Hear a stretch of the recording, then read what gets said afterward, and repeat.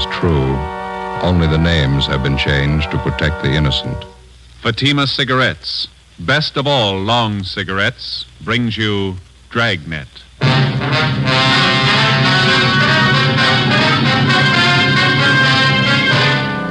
You're a detective sergeant. You're assigned to bunco detail. A gang of petty swindlers has set up operations in your city. They're experienced, cunning. They work fast. Your job, get them.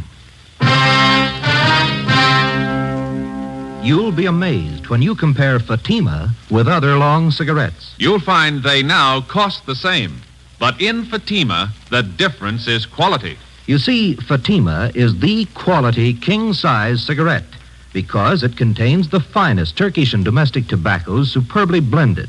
And Fatima is extra mild with a much different, much better flavor and aroma than any other long cigarette.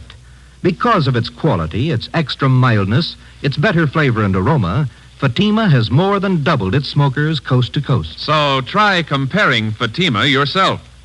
Fatimas now cost the same as other long cigarettes, but your first puff will tell you. Ah, that's different. Yes, in Fatima, the difference is quality. Ask your dealer for Fatima, the quality king-size cigarette. Best of all long cigarettes. Start enjoying Fatima tomorrow.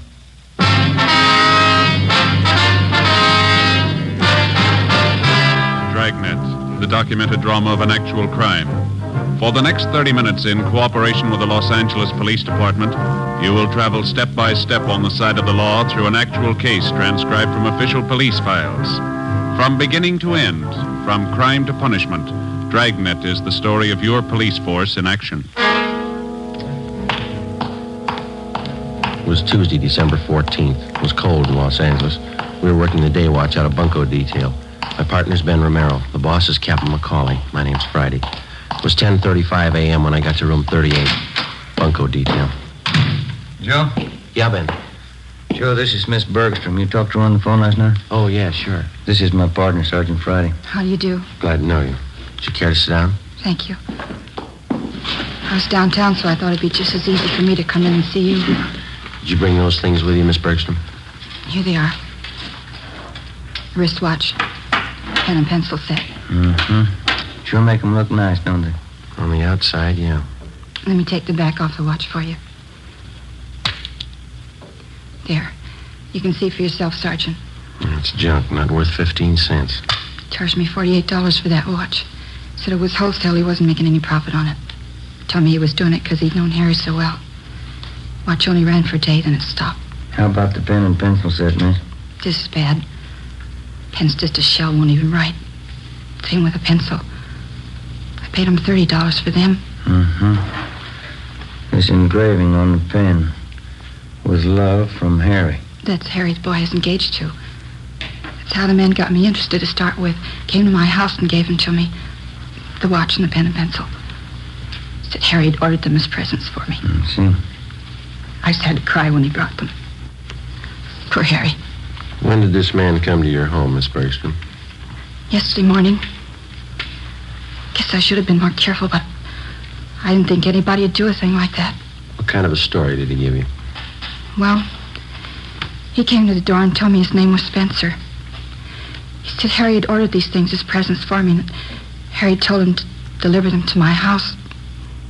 Watch looked beautiful in the case. I didn't know anything was wrong. I see. Would you go on, please? He told me it was a special order.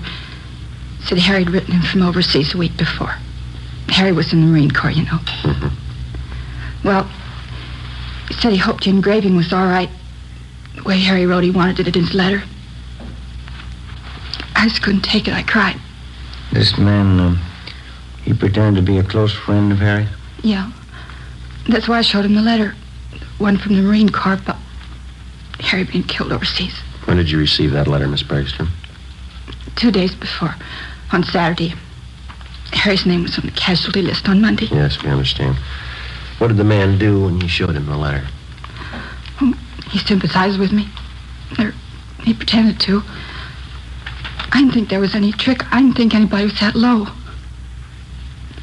Pen and pencil set looked a little cheap, but I wanted them no matter how cheap they were.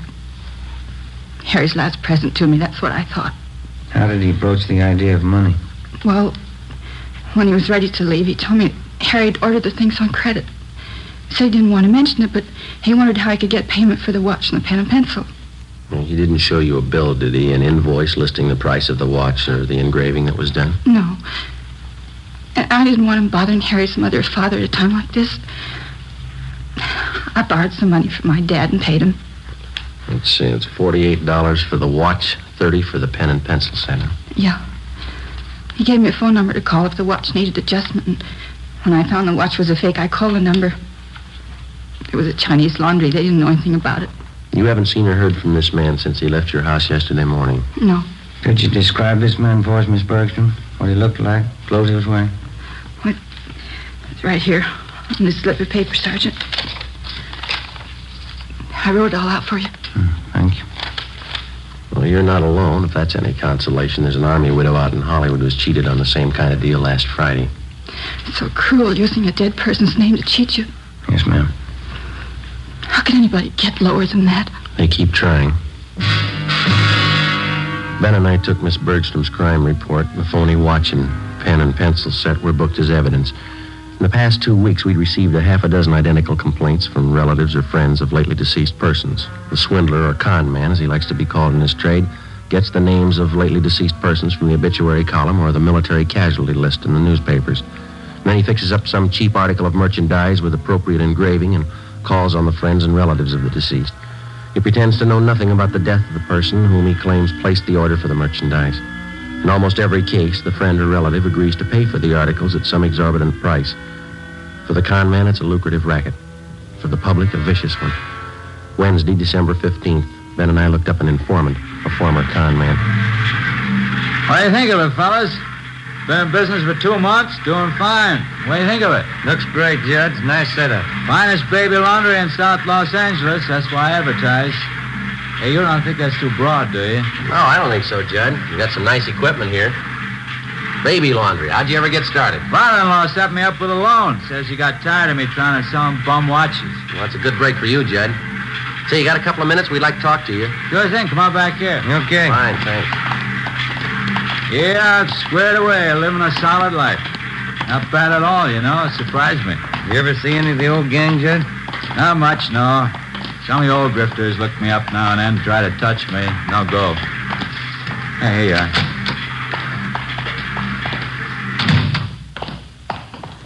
Pull one up. Yeah. Thank you. Okay, fellas, what can I do for you?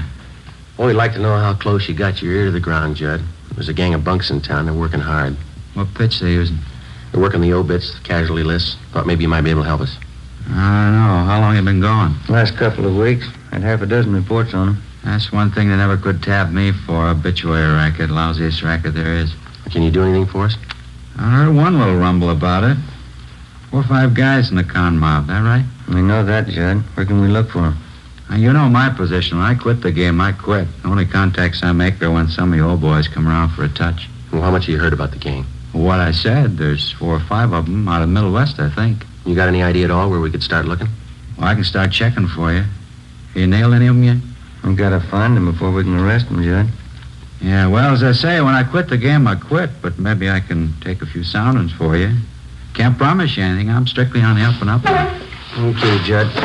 You know where to get in touch with us. We'll appreciate anything you can do. Yeah, well, you've helped me plenty of times, fellas. Wouldn't hurt a bit to tab that bunch. I'll walk out with you. Fine. Yeah, I see you got all the machines going. The baby laundry business must be pretty good, huh? It's a staple commodity, fellas. Kids always need a fresh change. Just a minute.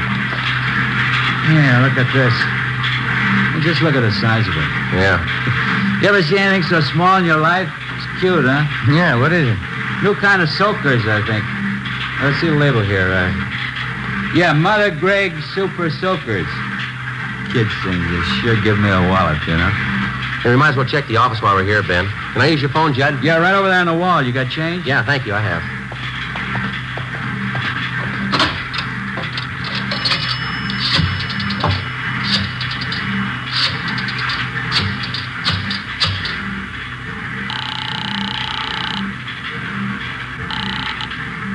City Hall.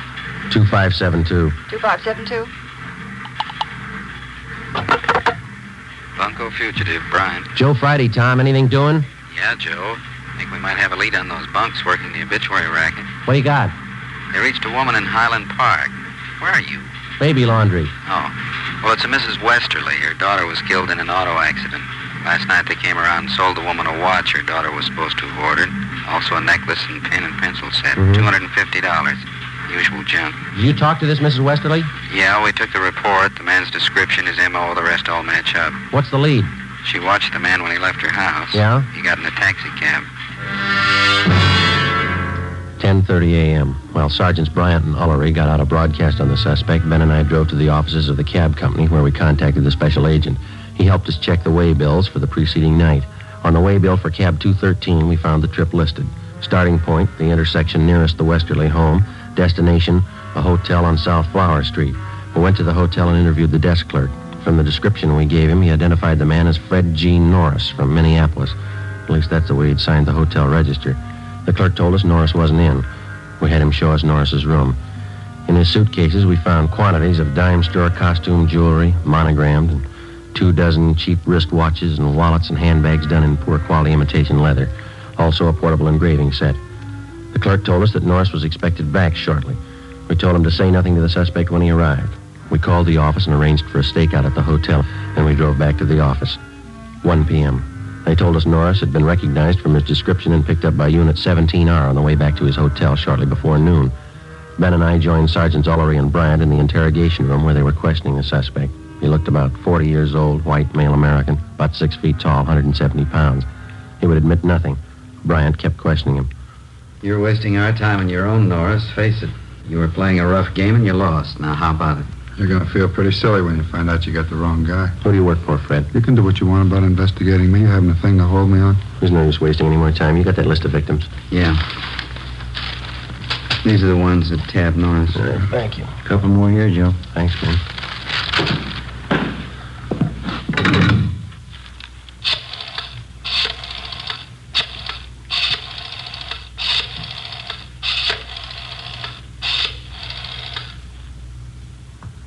Hello, Miss Bergstrom there, please?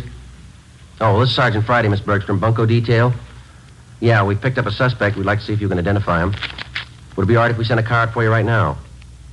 All right, fine. Thank you very much. Bye.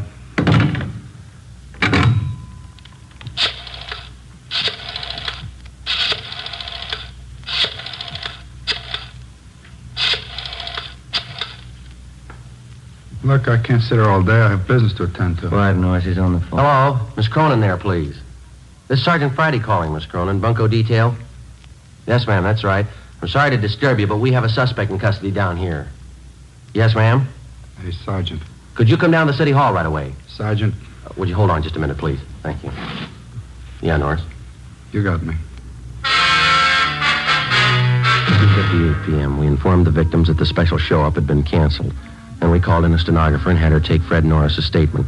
In addition to listing the crimes he committed, he also told us that there were 6 men in the Bunko gang besides himself.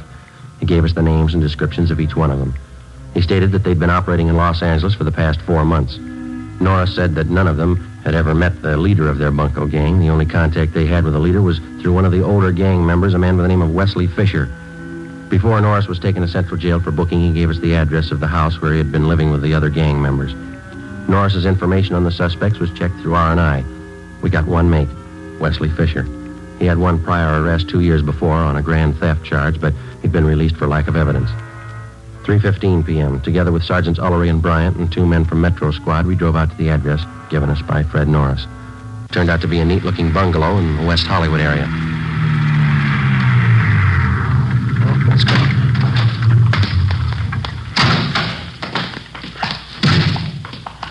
We can take the front door, Joe. Yeah. Say, Tom. Yeah? You want to have Johnson and Brewer cover the back of the place, please? Okay, Joe. Maury and I'll cover the sound. Thanks. Let's go, man. Did you want to see the people who live there? Yes, ma'am. Do you want to check for the termites now? I'm Mrs. Callahan, the owner. No, ma'am. We want to see the tenants. I'm afraid you're a little late. Was that so? They just moved out, bag and baggage.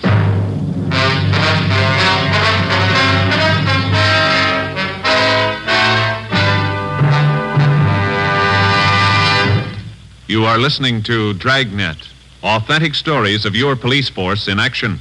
You'll be amazed when you compare Fatima with other long cigarettes. Buy a pack.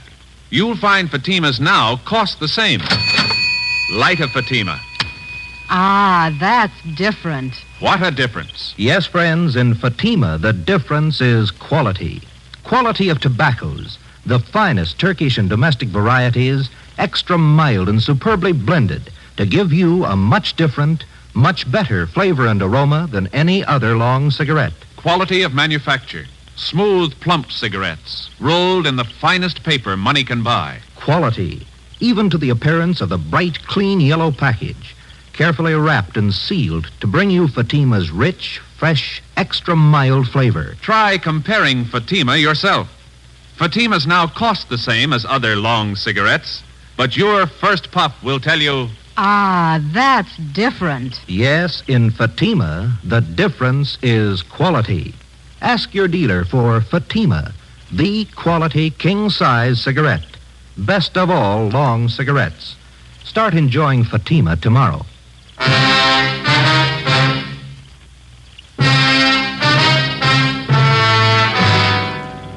Wednesday, December 15th, 4 p.m. We made a thorough check of the house, which the 6 suspects had just vacated.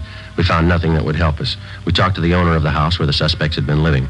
She told us that she'd rented the place, furnished, to them about 3 months before. She identified Wesley Fisher's mugshot, but she told us that he'd used the name of Charles Wilder.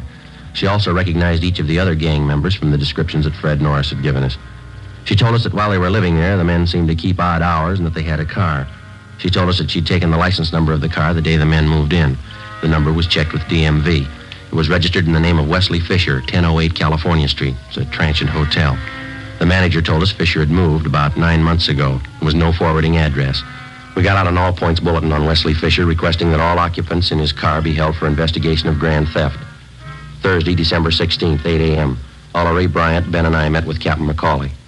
Where are they getting all this junk they're palming off? Where's their source of supply? The guy we picked up, Norris, told us they brought a good supply of it out with him from the Middle West. That hotel room Norris had downtown, they were using that for a warehouse. They didn't want to keep the stuff at the house they were living in. How are they hitting? Any possibility of stakeouts?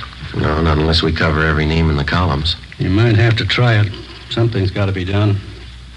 Look at these. 2 more this morning, straight out of the obituary column. Took one family for $90. Another one for $60. How about that last run through the stats office? Help you any? They pulled some more mugs for us. I'm going to show them to the victims this morning. How about this Norris? You think he's come up with everything? We were up talking to him again at county jail yesterday. Didn't have anything new, Skipper. We dropped in at the sheriff's bunco detail. They've got one new case, same M.O. Description comes close to one of the guys. The victim was the father of a Navy flyer lost overseas. They sold him a gold watch chain that his son was supposed to have bought him for a present. Solid brass. The sheriff's men got anything new? We've been working pretty close with him. Nothing new. Excuse me. Bunco fugitive, Captain McCauley. Can I talk to Joe Friday? Oh, yeah, hold on. You, Friday. Oh, thank you. Yeah. Joe, this is Judd. Can you meet me out at my place? What do you got? The name Wesley Fisher mean anything to you?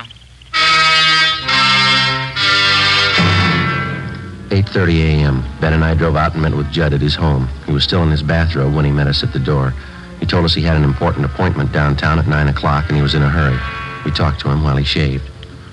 Hope you fellas don't mind. Can't miss this date, lining up some new business, you know. It's all right, Judd. Go right ahead. Yeah, I gotta move fast on these things before they cool, you know. Well, works the same with us, Judd. What's the story? Well, I don't know what's worse. Brother Max called me this morning. Remember my brother Max, don't you? No, I don't think so. Now he works the Pink Parrot Bar in South Main. When you were in to see me the other day about those grifters you want, I gave my brother a tumble on it. Told him keep an eye open. Now, hand me that towel, will you? Oh, yeah. Here you go. Thanks. They're all steamed up. What'd Max come up with? Well, he's night bartender at the Parrot, you know. Now, last night he spotted a couple of guys at the bar. Had some day-old newspapers. Uh-huh. They were sitting there with the papers turned to the obituary column, checking off names, writing down addresses. Max is pretty sharp that way. Spotted him right off. Lousy razor. Does Max know these two men he spotted? No, not by name, but he knew that one of them lived in the hotel next door to the bar. When the hotel night clerk come in for a beer, and Max asked him about it. He tabbed one of the guys as Wesley Fisher. Did he have anything on the other man? No, the clerk told Max he doesn't live at the hotel, but he spends a lot of time there with Fisher. Well, had he seen Fisher and this other guy at the bar before? Yeah, Max says he's been in before. Got lashed up a couple times. Mm-hmm. Say, would it be okay to contact your brother at his home, Judd? Sure. We don't want to contact him at the bar. Yeah, sure thing. Get your address as soon as I'm finished here. he just moved. I see. I don't know. Hope I didn't get you guys out here for nothing. We appreciate it, Judd. Looks good. Seems to fit. That hotel down there, it's a hang-up for con man. Angles are all there. Let's hope Fisher is. 8:53 a.m. We arrived at the hotel on South Main Street. We checked with the desk clerk, who told us that Wesley Fisher had room 37. As far as he knew, Fisher was in his room. We got a pass key from the clerk and went up to room 37, where we found Fisher and another man. He identified himself as Raymond Breen, one of the gang members identified by Fred Norris. We also found a small supply of cheap watches and pen and pencil sets in Fisher's car. It was parked near the hotel, was impounded. We took both suspects back to the city hall. We questioned them separately in the interrogation room. Breen was first, but he refused to answer our questions. He was taken back to the squad room, and Wesley Fisher was brought in. Sit down, Fisher. Thank you. Guess you know why you're here. No, I haven't the least idea. All right, then we'll show you. Do you know Fred Norris? Fred Norris. Name sounds a little familiar. Can't quite place it. He places you pretty well. He says he worked with you and Breen up till a couple of days ago. That's so? Yeah. Says he lived with you in that bungalow out in West Hollywood. That's so. Norris, West Hollywood. When was that? 2 days ago, Fisher. Your landlady identified your mug. She even had the license number of your car. What's it prove, gentlemen? Proves you're lying. You and Breen worked together. You did work with Norris. You're part of one of the filthiest rackets going. Gentlemen, you're making a bad mistake. No, there's no mistake, Fisher. Your picture's been identified by at least a half a dozen victims. Now, you can go on playing coy all you want, but we can prove that the pen and pencil sets that you sold some of the victims are identical to the ones we found in your car. I haven't any idea what you're talking about. Believe me, that's the truth. You wouldn't know the truth if it followed you, mister. Now, look, maybe you're great at conning old men and young girls, but don't try to pass any of it here. Now, just a moment. Now, you listen, you two-bit thief. I couldn't begin to tell you off for the rotten things you've been pulling off in this town for the past 3 months. That young girl who lost her boyfriend overseas, that widow out in Hollywood, the old man in Highland Park whose wife passed away. You must have felt pretty sharp cheating them out of a few bucks. Maybe you don't remember, mister, but we do and they do. And you're going to pay for them. You all through? I'm through, Fisher. You're just starting. I have nothing further to say, gentlemen. You can talk to my lawyer. We'll give him your new address. Yes? County jail. Suspects Wesley Fisher and Raymond Breen were booked and transported to the county jail. Both of them were positively identified by the victims. Warrants were obtained for the 3 suspects, Norris, Fisher, and Breen. They were arraigned and held to answer at a preliminary hearing on several counts of grand theft. During the next 2 weeks and through the Christmas holidays, identical complaints of bunco operations continued to come in. Friends and relatives of lately deceased persons were still being victimized. The gang's operations continued as usual. There was only one change. The crime report showed that a woman was now operating in the obituary racket along with the male suspects. Christmas came and went. On New Year's Eve, Ben and I were assigned to standby duty. A few minutes before 8 p.m., we got a call from the county jail that Wesley Fisher wanted to see us. Went to the 10th floor of the jail, the interview room. I'm not going to take all the heat. They're in just as deep as I am. If they can't do right by me, I'll square it up myself. I'll tell you everything I know. Go ahead, Fisher. What is it? Her name's Betty McGraw. She's the one you've been looking for. The whole idea was hers. She planned it out. She got everybody together. It was her show. Where can we find her? 213 Foster, apartment 8. Wesley Fisher gave a complete statement of all his crimes and also implicated the other members. He told us Betty McGraw was his girlfriend. She'd come up with the idea for the obituary racket. She gathered the men together for the job, and it had been planned that she was to stay in the background. In case of trouble, she would furnish aid to the gang members in the form of bail bond money and lawyers. She received a percentage of the take from each of the gang members. We checked her through R&I. She had a criminal history dating back 11 years. We obtained her mugshot. 10:30 p.m. We went out to the address Fisher gave us. A maid answered the door. She told us that the McGraw woman was not there, that she'd gone to a New Year's Eve celebration at a downtown hotel. It was 11:15 when we got there. We identified ourselves to the special officer at the hotel and showed him the mugshot of Betty McGraw. He thought he'd seen her at the main bar. We started looking. Sure do pack 'em in. Yeah. Say, excuse me, please. Can I get through here? Thank you. Sorry, excuse me. Hey, Joe, over this way. I think we can get through. Okay, do you see her yet? No, they're jammed in there. I can't see a thing, but... Hey, wait a minute. Yeah. Can you see down at the end of the bar there? Where? In the black dress? Oh, yeah, that's her. Would you let her through here, please? Excuse me. Sorry. Joe? Right behind you. Is your name Betty McGraw? Is your name Betty McGraw? Sure, I'm Betty McGraw. I don't know you. Who are you anyway? Police officer. We'd like to see you outside. Outside? I'm staying in here. This is where the party is, right here. Let's go, lady, outside. Is there a bar outside? I didn't know there was a bar outside. Okay, Ben. Come on, Lenny. I don't know you at all. I'm not going. I'm not going with you. There it is. Happy New Year! Happy New Year! No use trying to get through this. We'll have to wait. Yeah. Well, Happy New Year, Joe. Yeah, same to you. Maybe next year we'll have it off. I don't know why. I always cry when I hear that song. No reason, I just cry. Yeah? Every year, they play it and I cry. No reason at all. You got one this year, lady. Come on.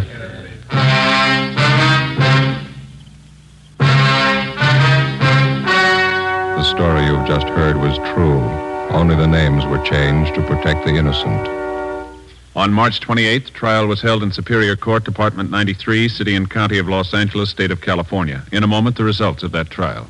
Now, here is our star, Jack Webb. Thank you. In the past few weeks, I've asked you to send me the names of cigarette dealers who are out of Fatimas. You see, the demand for Fatimas is so great that I want to make sure that all of you can buy them. So keep your letters coming. If you find a dealer fresh out of Fatimas, let me know and we'll have something done about it. Write your dealer's name and address on a card and mail it to me, Jack Webb, Post Office Box 951, Hollywood 28. That's Jack Webb, Post Office Box 951, Hollywood 28. Now for you, Mr. Dealer. The coming holiday season will find new thousands insisting on Fatima quality. So step up your order for Fatimas tomorrow. Get in on the increasing demand for the quality long cigarettes.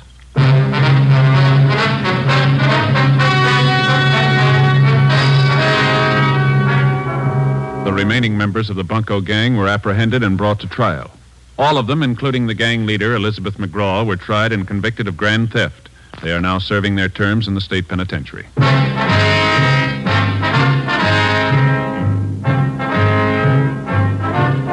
You have just heard Dragnet, a series of authentic cases from official files. Technical advice comes from the Office of Chief of Police W.H. Parker, Los Angeles Police Department.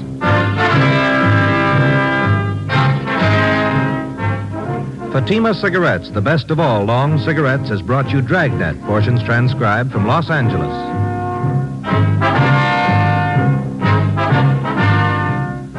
Coming up, We the People, then Screen Directors Playhouse on NBC.